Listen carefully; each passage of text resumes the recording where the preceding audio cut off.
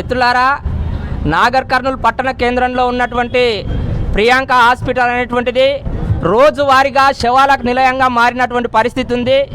ఏదో పేద ప్రజలు మంచిగా చూస్తారనే ఒక ఉద్దేశంతోన ఇక్కడ హాస్పిటల్కి వస్తే రోజువారీగా అనేక మందిని గర్భిణీ స్త్రీలను చంపే యొక్క పని అనేటువంటిది ఇక్కడ ఉన్నటువంటి డాక్టర్ ప్రియాంక చేస్తూ ఉన్నటువంటి పరిస్థితి ఉంది.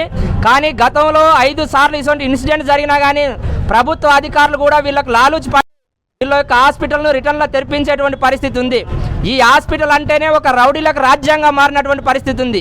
ఏ పేదవాడు లేకపోతే ఏ సామాన్యుడు వచ్చి ఇటువంటి ఘటన ఎందుకు జరుగుతుంది అనేటువంటిది అడుగుతూ ఉంటే ఇక్కడ కావాలని చెప్పేసి కొంతమంది రౌడీ మూకల్ని ఈ యొక్క డాక్టర్ ప్రియాంక అతని భర్త అయినటువంటి సునీల్ ఇద్దరు కూడా పెట్టుకొని ఆ రౌడీ మూకలతోన సామాన్య ప్రజానికం పైన కూడా దాడి చేసేటువంటి పరిస్థితి ఈ హాస్పిటల్లో ఉంది. రెండో అంశంగా మనం ఆలోచన చేస్తే ఇక్కడ ఉన్నటువంటి హాస్పిటల్లో మనుషుల యొక్క ఆరోగ్యం కానీ వచ్చినటువంటి పేషెంట్ల యొక్క ఆరోగ్యాన్ని ముందుగా అడగదు. నీతోన ఎన్ని డబ్బులు ఉన్నాయి, మేము పెట్టేటువంటి డబ్బులు మాకు కావాల్సిన డబ్బులు మీరు ఇచ్చేటువంటి శక్తి మీకు ఉందా లేదా అనేటువంటిది కూడా ఈమె చూసేటువంటి పరిస్థితి ఉంది. రెండో అంశం, డబ్బులు కూడా లేకపోతే వాళ్ళ యొక్క ఫేస్ చూసే ఆమె అనుమాతం కూడా ఆపరేషన్ చేయకుండా బయటికి గెంటేపించేటువంటి పరిస్థితి ఉంది. ఇక్కడ రౌడీ మూకలకు రాజ్యం అవుతా ఉంది.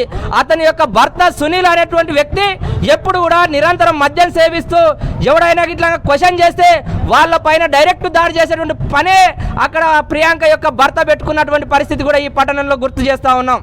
గత 2 నెలల కిందనే సామాన్య దళిత బిడ్డ గర్భిణి ఇక్కడికి డెలివరీ కోసానికి వస్తే నర్సుతోనే ట్రీట్మెంట్ చేయించి ఆమెను అనుమాతం పొట్టన పెట్టుకున్నటువంటి పరిస్థితి ఈ హాస్పిటల్లో ఉంది. 2 నెలల పాటు ఈ హాస్పిటల్ కేవలం క్లోజ్ చేస్తే ఎక్కడెక్కడో ఇందులో రాజకీయ జోక్యం కూడా చాలా ఎక్కువగా ఉంటుంది. ఈ హాస్పిటల్లో మేము ఏమైనా జరగవచ్చు, మేము చంపినా సరే మందిని కొట్టినా సరే మాకు రాష్ట్ర నాయకులు గుర్తున్నారు, లేకపోతే మాకు కొన్ని దళిత సంఘాలు మాకు అండగా ఉన్నాయనేటువంటిది ఒక దురుద్దేశంతోన బలుపు చేష్టాలతోన ఇక్కడ ఈ యొక్క ప్రియాంక వ్యవహరిస్తూ ఉన్నటువంటి పరిస్థితి ఉన్నది.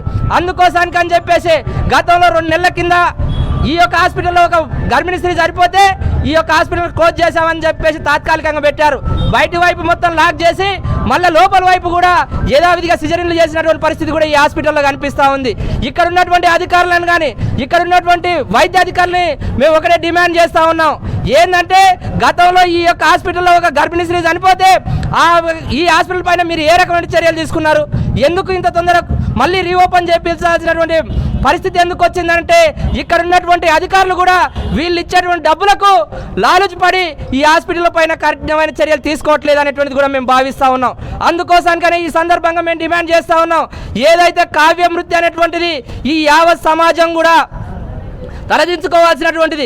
ఆయనకున్నటువంటి ఒకే ఒక బిడ్డ ఎక్కడో సాఫ్ట్వేర్, వీళ్ళు పడేటువంటి కకృతి డబ్బులకే కాదు, హై రిస్క్ అనేటువంటిది అక్కడ ఉన్నటువంటి దొంగ doctor, bulb doctor, rowdy doctor చెప్పాడంటే హై రిస్క్ అని. వాళ్ళతో డబ్బులు లేనటువంటి వాళ్ళు గారు ఏదైతే హై రిస్క్ అని పేరు చెప్పి ఎక్కువ డబ్బులు గుంజాలనేటువంటి ఒక ఉద్దేశంతోనే హై రిస్క్ అని చెప్పారు. కానీ వాంటెడ్గా చంపి ఆమెను అంబులెన్స్ వేసి అక్కడికి పంపించినటువంటి పరిస్థితి ఉంది. అందుకోసానికి అని చెప్పేసి ఈమె పైన ఈ హాస్పిటల్ లైసెన్స్ రద్దుతో పాటు ఆమె పైన క్రిమినల్ చర్యలు తీసుకోవాలి. ఆమెను వెంటనే అరెస్ట్ చేయాల్సినటువంటి అవసరం ఉంది. అతని భర్తను కూడా వెంటనే అరెస్ట్ చేసి నాన్ బెయిలబుల్ కేసుల కింద భర్తను భార్యను అరెస్ట్ చేయాలని చెప్పేసి ఈ సందర్భంగా మేము డిమాండ్ చేస్తూ ఉన్నాం.